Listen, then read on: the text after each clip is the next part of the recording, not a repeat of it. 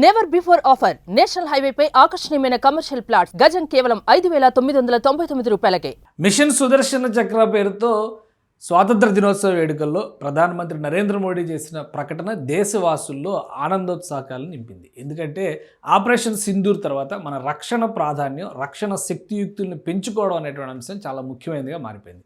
అంతకంటే మించి ఉమ్మడి కృష్ణా జిల్లా పరిధి పశ్చిమ కృష్ణా అంటారు, ఇప్పుడు ఎన్టీఆర్ జిల్లా అంటారు. ఆ ప్రాంతంలో ఉన్నటువంటి జగ్గయ్యపేట వాసులకు మాత్రం కొత్త ఆనందాన్ని నింపింది, మరింత ఉత్సాహాన్ని రెట్టింపు చేసిందని కూడా మనం చెప్పాల్సి ఉంటుంది. ఎందుకంటే కేంద్ర ప్రభుత్వం ఈ పరిశ్రమలకు సంబంధించి అంటే మిషన్ సుదర్శన్ చక్రానికి సంబంధించినటువంటి పారిశ్రామిక వ్యవహారాలు అంటే డిఫెన్స్ రీసెర్చ్ ల్యాబొరేటరీ వ్యవస్థలను విస్తరించేటువంటి ప్రణాళికలను సిద్ధం చేసుకుంటుంది. అందులో ప్రధానంగా బ్రహ్మోస్కు సంబంధించినటువంటి ప్లాంట్ల విస్తరణ ఇప్పుడు ప్రథమ ప్రాధాన్యంగా కేంద్రానికి మారిపోయింది. ఇందులో భాగంగా జగ్గయ్యపేట పరిసర ప్రాంతాల్లో డెవలప్ చేస్తున్నటువంటి ఆర్డినెన్స్ క్లస్టర్కి సంబంధించినటువంటి భూముల్లో బ్రహ్మోస్ ప్లాంట్ వస్తుందనేటువంటి సమాచారం ఇటీవలే వచ్చింది. దాన్ని మరింత విస్తరణ రూపంలో చూస్తే కనుక దాని అనుబంధ పరిశ్రమలు కూడా రాబోతున్నట్టుగా సమాచారం అందుతోంది. సో ఫైనల్గా దీన్ని ఏ విధంగా మారుస్తారు, ఏ విధంగా నిర్ణయిస్తారు అనేది మనం చూడాల్సి ఉంటుంది. ఇది ఆంధ్రప్రదేశ్కి సంబంధించినటువంటి మ్యాప్. ఆంధ్రప్రదేశ్లో ఇటీవల కాలంలో కూటమి ప్రభుత్వం కొన్ని ప్రతిపాదనలు చేసింది.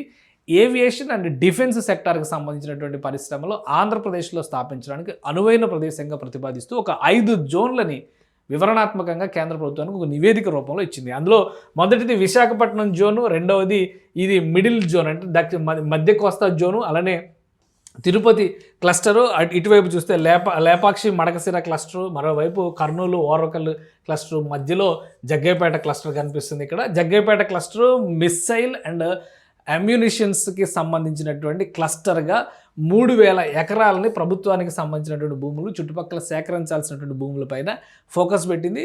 సో వాటిని ఇక్కడ ప్రత్యేకంగా ప్రస్తావిస్తూ కేంద్ర ప్రభుత్వానికి నివేదికలు పంపడం, అలానే ఇటువైపు మిగతా వాటికి ఏరోస్పేస్ అండ్ ఎలక్ట్రానిక్ క్లస్టరు, ఇటువైపు చూస్తే కనుక అన్మాన్డ్ అంటే డ్రోన్ టెక్నాలజీకి సంబంధించి 4,000 ఎకరాలు, ఇట్లా గవర్నమెంట్ R&D క్లస్టర్ తిరుపతి రీజియన్లో పెట్టాల్సినటువంటి వాటికి ఇవన్నీ కూడా ప్రతిపాదనలు చేసింది. మొత్తం 6 రకాల ప్రాంతాలని విభజించి అంటే మధ్య ప్రాంతాన్ని మొత్తాన్ని మనం ఒకటిగా చూస్తే కనుక 5 విభాగాలుగా దీన్ని విభజించినట్టు, కానీ హబ్బుల వారీగా చూస్తే కనుక 6 హబ్బుల్ని ప్రతిపాదించింది రాష్ట్ర ప్రభుత్వం. సో అందులో ఇప్పుడు జగ్గయ్యపేటకు సంబంధించినటువంటి క్లస్టర్లో మంచి జోష్ కనిపిస్తుంది. ఎందుకంటే ఇక్కడ బ్రహ్మోస్కి సంబంధించినటువంటి వ్యవస్థలను ఏర్పాటు చేసేటువంటి విషయాన్ని కేంద్ర ప్రభుత్వం రక్షణ శాఖ దృష్టికి తీసుకెళ్లారు.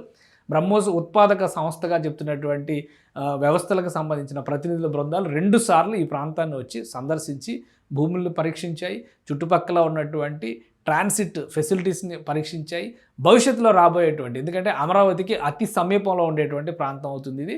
ఐకానిక్ బ్రిడ్జ్లు లేదా కృష్ణానది పైన కొత్తగా కట్టబోతున్నటువంటి వారధులు అందుబాటులోకి వస్తే కనుక ఈ ప్రాంతం డైరెక్ట్గా అమరావతిలోకి యాక్సెస్ ఇచ్చేటువంటి అవకాశం ఉంటుంది. అసలే జాగ్రఫీ పరంగా అలానే మాస్టర్ ప్లాన్ పరంగా ఒకసారి చూసేటువంటి ప్రయత్నం చేద్దాం. ఇది ఆంధ్రప్రదేశ్ రాజధాని అమరావతికి సంబంధించినటువంటి మాస్టర్ ప్లాన్, ఇది అందరికీ తెలిసింది. ఇదంతా కూడా కృష్ణానదికి ఒక సైడ్ అంటే కృష్ణానదికి పశ్చిమ భాగంలో ఉన్నటువంటిది.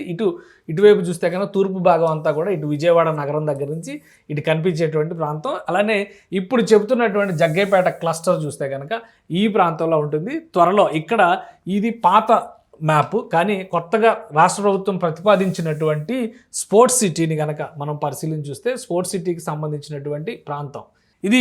ఒకసారి జూమ్ చేసి చూస్తే కనుక ఈ ప్రాంతం అంతా కూడా కృష్ణానదికి మధ్యలో ఉన్నటువంటి దీవులు వీటన్నిటిని కూడా చాలా బ్యూటిఫికేషన్ చేయాలనేటువంటి ఆలోచనతో రాష్ట్ర ప్రభుత్వం ఉంది. కాబట్టి ఈ ప్రాంతం అంతా విజయవాడకి సమీపంగా ఉన్నటువంటి ఇబ్రహీంపట్నం ప్రాంతం అవుతుంది.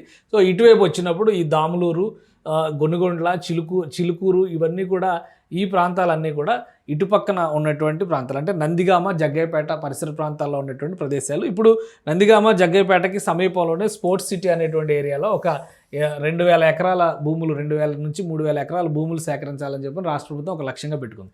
సో ఆ లెక్కను చూసినప్పుడు జాగ్రఫీ పరంగా ఇది రాజధాని అమరావతికి కూడా అత్యంత సమీపంలో కనిపించేటువంటి ప్రాంతం అవుతుంది. కాబట్టి ఇప్పుడు ఈ డిఫెన్స్ క్లస్టర్ పైన ఎక్కువగా అంచనాలు పెరిగినాయి.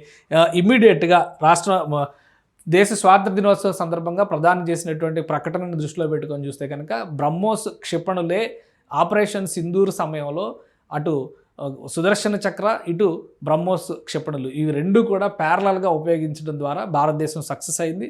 అలానే సక్సెస్ రేట్ బ్రహ్మోస్కి సంబంధించినటువంటి సక్సెస్ రేట్ కూడా 99% ఉందనేటువంటి దాఖలాలు వచ్చిన తర్వాత పెద్ద ఎత్తున భారత ప్రభుత్వానికి ఆర్డర్స్ కూడా వచ్చాయి దీనికి సంబంధించి.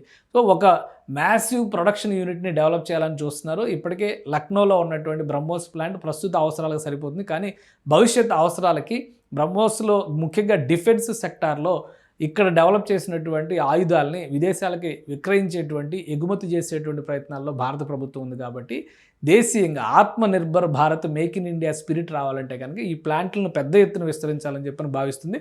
సో మొదటి ప్లాంట్ ఈ లక్నోలో ఉంది. ఇప్పుడు రెండవ ప్లాంట్ దక్షిణ భారతదేశంలో జగ్గైపేట పరిసరాల్లో రాబోతుంది. అలానే దీనికి సంబంధించినటువంటి అనుబంధ పరిశ్రమల విస్తరణ కూడా పెద్ద ఎత్తున ఉంటుందని చెప్పనేటువంటి సమాచారం వస్తుంది. సో ఇప్పుడు ఆల్రెడీ ప్రభుత్వ ఆధ్వర్యంలో ఇక్కడ దాదాపుగా 1800 ఎకరాల భూములు ఉన్నట్టుగా సమాచారం ఉంది. ఇంకా పరిసర ప్రాంతాల్లో కేంద్ర ప్రభుత్వ అవసరాలు, ఇతర పారిశ్రామిక అవసరాలను దృష్టిలో పెట్టుకొని అవసరమైతే భూములు సేకరించడానికి కూడా ప్రభుత్వం సన్నద్ధమవుతుంది. సో ఈ పరిసర ప్రాంతాల్లో ఉండేటువంటి భూముల్లో రాబోయేటువంటి రోజుల్లో మనం ఆల్రెడీ ఇక్కడ చూస్తే హైదరాబాద్ శివారులో చూస్తే కనుక ఆర్డినెన్స్ ఫ్యాక్టరీ వచ్చిన తర్వాత ఉమ్మడి మెదక్ జిల్లా పరిధిలో భానూరు పరిసర ప్రాంతాల్లో ఎలా మారిపోయింది అక్కడ వ్యవస్థలన్నీ కూడా, అలానే అదే తరహాలో ఇక్కడ కూడా ఒక స్పెషల్ జోన్స్ కింద, డిఫెన్స్ జోన్స్ కింద మారేటువంటి అవకాశం ఉంటుంది జగ్గైపేట పరిసర ప్రాంతాల్లో. దేశీయంగా అంటే ఒక కాస్మోపాలిటన్ కల్చర్, ఎందుకంటే వివిధ రాష్ట్రాలకు చెందినటువంటి నిపుణులు, టెక్నీషియన్స్, ఇంజనీర్లు, సైంటిస్టులు వీళ్ళందరూ కూడా ఇక్కడ ల్యాండ్ అయ్యేటువంటి అవకాశం ఉంటుంది. డిఫెన్స్ కాలనీలు డెవలప్ అవ్వాల్సినటువంటి పరిస్థితి ఉంటుంది. కాబట్టి ఆ భవిష్యత్ అవసరాలకి అనుగుణంగా ఇప్పుడు ఆ ప్రాంతం పైన ఆంధ్రప్రదేశ్ ప్రభుత్వం కూడా ఫోకస్ పెట్టేటువంటి ఛాన్సెస్ కనిపిస్తున్నాయి. అతి త్వరలో కేంద్ర ప్రభుత్వం ఈ ఫ్యాక్టరీకి సంబంధించి అంటే బ్రహ్మోస్ పరిశ్రమకు సంబంధించినటువంటి కేటాయింపు పైన ఒక ప్రకటన చేసేటువంటి ఛాన్స్ ఉంది. ఇటీవలే సెమీ కండక్టర్స్కి సంబంధించినటువంటి పరిశ్రమల పైన కేంద్ర క్యాబినెట్ ఒక నిర్ణయం తీసుకుంది. ఆంధ్రప్రదేశ్కి ఒక సెమీ కండక్టర్స్ ప్లాంట్ కూడా శాంక్షన్ అయింది. ఇప్పుడు అదే తరహాలో డిఫెన్స్ ఫ్యాక్టరీలకు సంబంధించినటువంటి నిర్ణయం పైన అతి త్వరలో కేంద్ర క్యాబినెట్ సమావేశం జరిగేటువంటి అవకాశం ఉంది. మరోవైపు ఈ నెల 21వ తేదీన రాష్ట్ర క్యాబినెట్ సమావేశం తర్వాత ముఖ్యమంత్రి చంద్రబాబు నాయుడు ఢిల్లీ వెళ్తున్నారు. సో రాష్ట్ర అవసరాలు ఇటువంటి అంశాలపైన మరోసారి కేంద్రంలో ఉన్నటువంటి పెద్దలతో సంప్రదింపులు జరిపేటువంటి అవకాశం ఉందని సమాచారం వస్తుంది. సుమన్ టీవీలో మీ పర్సనల్ అండ్ బిజినెస్ ప్రమోషన్స్ కోసం కింది నెంబర్కి కాంటాక్ట్ చేయండి.